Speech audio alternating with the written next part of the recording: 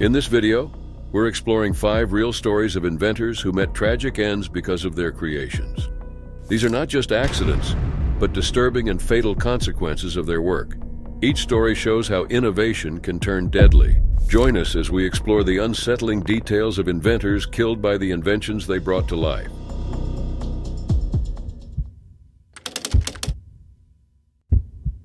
It was a cold morning, February 4th, 1912, in Paris, France. Reporters, photographers, and curious onlookers came to witness a bold demonstration. Among them was Franz Reichelt, a 33-year-old Austrian tailor who had moved to Paris in 1898. Unlike the usual tourists, Reichelt was there to prove that his homemade parachute suit could safely carry a person from great heights. Reichelt was born in Austria in 1878 and had built a successful tailoring business in Paris, catering mainly to Austrian expatriates. As the 20th century began, Reichelt became increasingly interested in aviation, rapidly advancing. He envisioned a wearable parachute that could save aviators in emergencies.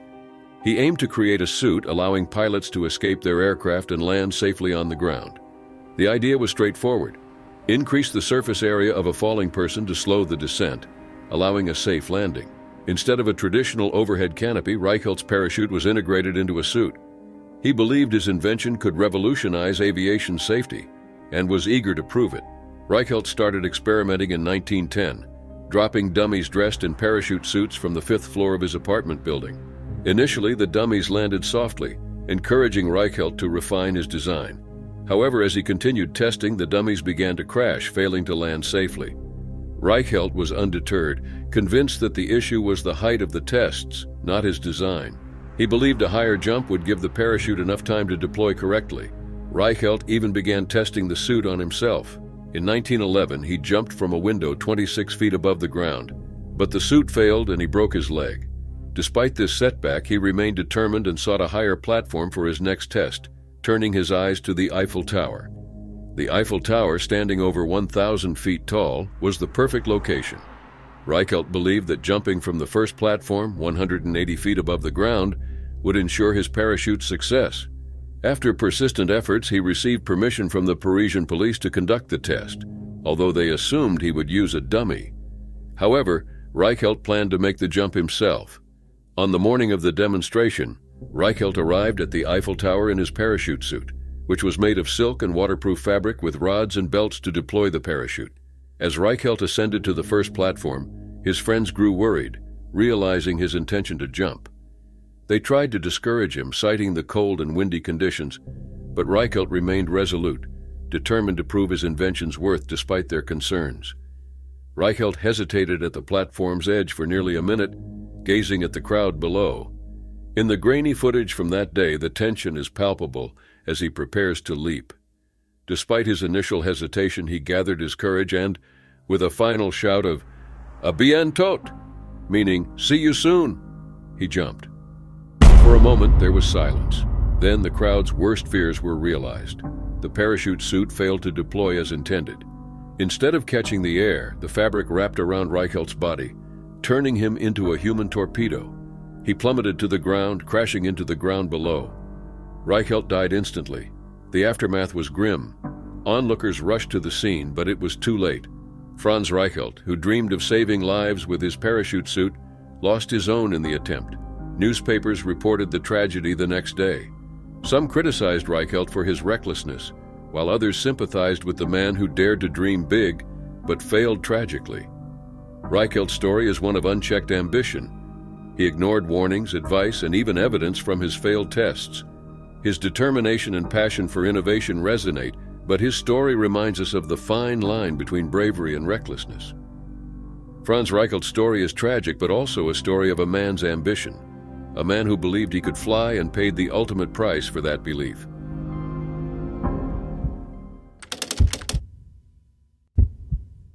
It was June 18, 2023, in the North Atlantic Ocean. A small 22-foot submersible called the Titan was about to go on a deep-sea mission to visit the Titanic wreck, nearly 13,000 feet below the surface. The 5 passengers were not just thrill-seekers. They were prominent individuals, including Stockton Rush, the CEO of OceanGate, British billionaire Hamish Harding, Pakistani businessman Shahzada Dawood, his 19-year-old son Suleiman, and French Titanic expert Paul-Henri Nargeolet. Their goal was to witness the iconic shipwreck firsthand, a once-in-a-lifetime opportunity, but one that would soon turn deadly. The Titan never made it back. During its descent, the submersible catastrophically imploded due to the immense pressure, instantly killing all 5 passengers. This wasn't just a tragic accident. It resulted from years of ignored warnings and questionable decisions driven by a relentless pursuit of innovation. Stockton Rush, the architect of this ill-fated journey, was more than just a CEO. He was an innovator who prided himself on pushing boundaries, often at the expense of safety. Rush admired characters like Captain Kirk from Star Trek, men who defied norms to achieve greatness. His vision for OceanGate was to make deep-sea exploration accessible to scientists and the general public. This ambition led to the development of the Titan, a submersible designed to dive deeper than most vehicles of its kind to the very site of the Titanic. However, the Titan was different from traditional deep-sea submersibles. Unlike others which undergo rigorous testing and certification to withstand the crushing pressures of the deep ocean, the Titan bypassed many of these safety protocols. Rush viewed these procedures as obstacles to innovation rather than necessary safeguards. In 2018, 5 years before the Titan's final dive, a group of experts from the Marine Technology Society, MTS, sent Rush a letter expressing serious concerns about his approach. Signed by more than 36 specialists, the letter warned that OceanGate's experimental methods could lead to disaster. They were particularly alarmed that Rush did not pursue the industry standard certification for the Titan's design and construction. Rush dismissed these warnings, viewing them as attempts to stifle innovation. He found the concerns misguided and insulting, perceiving them as efforts by industry players to halt progress under the guise of safety. The warnings didn't stop there. In 2018, OceanGate's Director of Marine Operations, David Lockridge, raised serious safety concerns about the Titan. Lockridge, a former Royal Navy Marine engineer, recommended more rigorous testing, including a hull scan to detect potential flaws. He insisted that the sub undergo non-destructive testing before being used for deep dives. His concerns were dismissed, and when he persisted, he was fired. OceanGate accused him of sharing confidential information, leading to a legal dispute settled out of court. In 2019, Carl Stanley, a submersible expert, took a test dive on the Titan and heard ominous cracking sounds from the hull as they descended to 12,000 feet. Concerned, he emailed Rush, warning that the noise indicated a flaw in the hull. But Rush once again brushed off the concern, confident in his design. Veteran deep-sea exploration specialist Rob McCallum also urged Rush to have the Titan independently assessed before using it for commercial dives. He warned that Rush's approach was reminiscent of the infamous claim that the Titanic was unsinkable. But Rush ignored the advice, believing McCallum was just another industry critic. In June 2023, the Titan descended to the Titanic wreck site.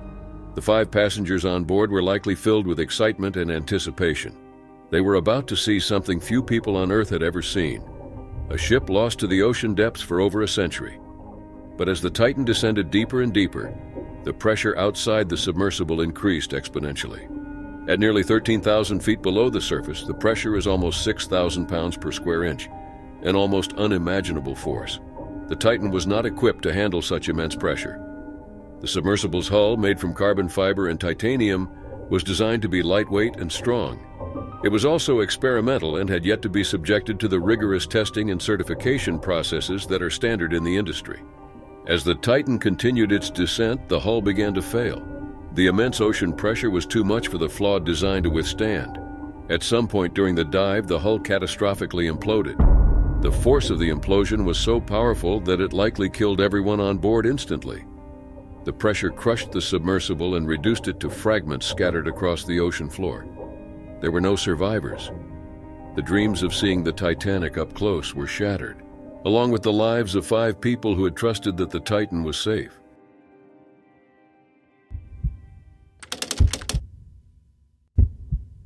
It was February 22, 2020, in the vast desert outside Barstow, California. Everyone's attention was on Michael "Mad Mike" Hughes, a 64-year-old daredevil and self-taught rocketeer. He was about to attempt his most dangerous stunt yet, launching himself in a homemade rocket. Hughes had a mission: to reach heights no amateur had ever dared and to prove a controversial theory that the Earth was flat. Hughes was no ordinary thrill seeker, a limousine driver by trade. He had set a Guinness World Record for the longest limousine jump, 103 feet in a stretch Lincoln Town Car. But his true passion lay in the skies. Over the years, he had become a prominent figure in the flat Earth community, though those close to him believed he used this belief mainly to gain attention and funding for his rocket projects. Hughes often claimed he simply wanted to see for himself and push the boundaries of what was possible. Today, Hughes aimed to reach the Kármán line, the boundary between Earth's atmosphere and outer space, 62 miles above ground. His steam-powered rocket, built in his backyard with the help of his partner Waldo Stakes, was designed to reach 5,000 feet.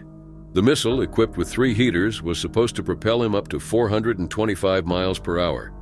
As Hughes prepared for the launch, a small crowd gathered, including friends, journalists, and a crew from the Science Channel, which was filming for a series titled Homemade Astronauts. The mood was tense, filled with both excitement and dread. Everyone knew the risk, but no one expected what would happen.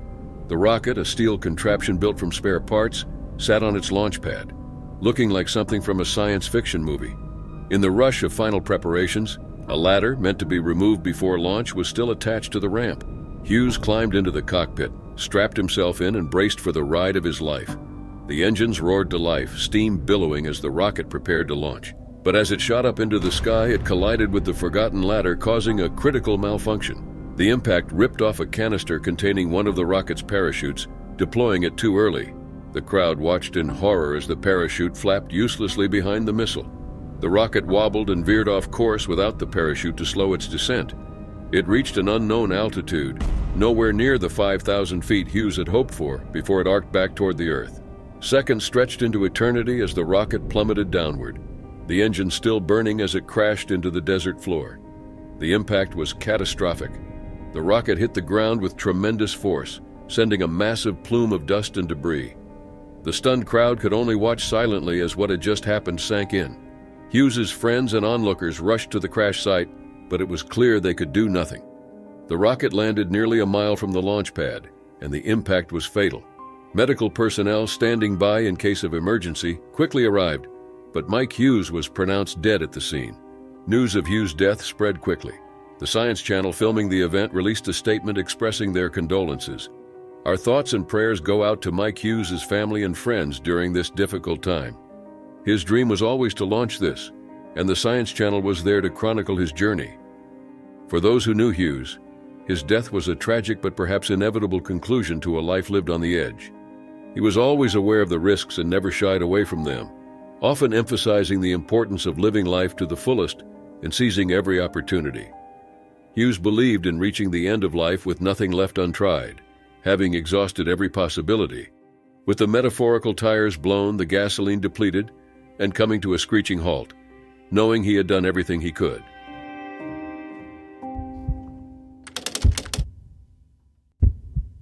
It was a sunny afternoon on June 13, 2006, in Hondo, New Mexico. Inside a large studio, however, a tragedy was about to unfold. Luis Jimenez, a celebrated sculptor known for his bold and colorful works, was working on his latest creation, a massive 32-foot-tall Mustang horse. This sculpture was no ordinary piece. It was commissioned by Denver International Airport and meant to greet millions of visitors. But this day would end in tragedy, marking the final chapter in Jimenez's life. Luis Jimenez was born on July 30, 1940 in El Paso, Texas, to a family with Mexican roots. His upbringing in his father's electric sign shop exposed him to neon lights, spray paint, and welding, skills that would later shape his unique artistic style. Jimenez's art was heavily influenced by his cultural heritage and lowrider culture, which is known for its vibrant and unconventional designs. His sculptures, often made of fiberglass, were colorful, large, and deeply connected to Hispanic and Southwestern themes. While some celebrated Jimenez's work, it was not universally accepted. Some praised his art for showing Chicano culture and the working class, while others found it overbright and outlandish. Despite this, Jimenez remained committed to his vision, gaining recognition in major art institutions like the Smithsonian Museum of American Art and the Whitney Museum of American Art. By the mid-1990s, Jimenez had become one of the most prominent sculptors in the U.S., receiving numerous acknowledgments. In the early 1990s, the city of Denver approached him to create a sculpture for their new international airport. Jimenez took on the challenge, deciding to craft a 32-foot-tall Mustang horse made of polychromed fiberglass. The Mustang, with its neon red eyes, was meant to capture the spirit of the West, a wild and majestic symbol that also paid tribute to Jimenez's roots. Jimenez worked on the sculpture for nearly a decade, facing numerous challenges due to its immense size and complexity. The process involved heavy machinery and hazardous materials, but Jimenez was determined to complete the project. On June 13, 2006, tragedy struck as he was in the final stages of the sculpture. A large section of the Mustang fell from a hoist, pinning Jimenez against a steel support and severing an artery in his leg. He was rushed to the hospital but was pronounced dead at the age of 65. The art world was shocked by Jimenez's sudden death, and tributes poured in from around the globe. The Mustang, meant to symbolize the West's wild spirit, was now forever linked to its creator's death. Despite this, Jimenez's sons completed the sculpture, and in February 2008, Blue Mustang was installed at Denver International Airport. The sculpture, later nicknamed Blucifer, quickly became controversial. Its intense gaze, glowing red eyes, and the tragic circumstances of its creation made it unsettling to many. Urban legends even claimed the sculpture was cursed with its red eyes seen as a symbol of evil. Despite the controversy, Blue Mustang became a significant part of Colorado's cultural identity. It appeared in TV shows, travel guides, and comic books, implicating fear and fascination. Jimenez's widow Susan worked hard to manage her late husband's legacy, viewing the sculpture as a proud symbol of the West, not the demonic figure others saw. Over the years, Blue Mustang has remained a topic of debate and fascination. While the story behind it is tragic, the sculpture shows us Jimenez's vision and talent, enduring as a significant piece of art at Denver International Airport.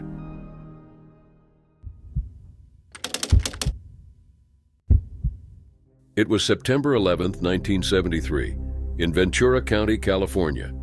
Henry Smolinski and Hal Blake, two inventive engineers, stood on the tarmac at the Ventura County Airport, ready to test their ambitious creation, the AVE Mizar, also known as the Flying Pinto. After years of hard work, they were on the brink of what they believed would be a groundbreaking moment. Instead, it ended in disaster. Henry Smolinski, born in 1933 in Cuyahoga, Ohio, had a deep passion for aviation. After studying aeronautical engineering at the Northrop Institute of Technology, he worked on jet engines and aircraft design at North American Aviation before moving to Rocketdyne, where he contributed to missile development. But Smolinski wanted more than a successful career. He wanted to revolutionize transportation by creating a vehicle that could drive on roads and fly in the skies. In 1971, Smolinski left Rocketdyne and teamed up with Hal Blake to form Advanced Vehicle Engineers, or AVE, in Van Nuys, California. Their goal was to build a commercially viable flying car. They named their model the AVE Mizar, a hybrid of a 1971 Ford Pinto and a Cessna 337 Skymaster. The Pinto was a small car popular during the 1970s, while the Skymaster was a light aircraft known for being easy to fly. The idea was to create a vehicle that could seamlessly transition between driving and flying. The concept excited the public and the press, with some believing the Mizar could change transportation. However, the project had serious issues. The Pinto was known for being unsafe, with a tendency to catch fire when rear-ended. Modifications to make the Pinto airworthy added significant weight, straining the Skymaster's airframe beyond its limits. Over 40 modifications were made to the Pinto to make it compatible with the Cessna. The Skymaster's wings and rear engine mount were attached to the car, and controls were adapted so the steering wheel could control both the vehicle and the plane's flight surfaces. Despite these modifications, concerns about the vehicle's structural integrity remained. The added weight of the Pinto, combined with the Skymaster's airframe, brought the total weight dangerously close to the maximum takeoff load, making even a small error potentially catastrophic. Despite these concerns, Smolinski and Blake continued their work.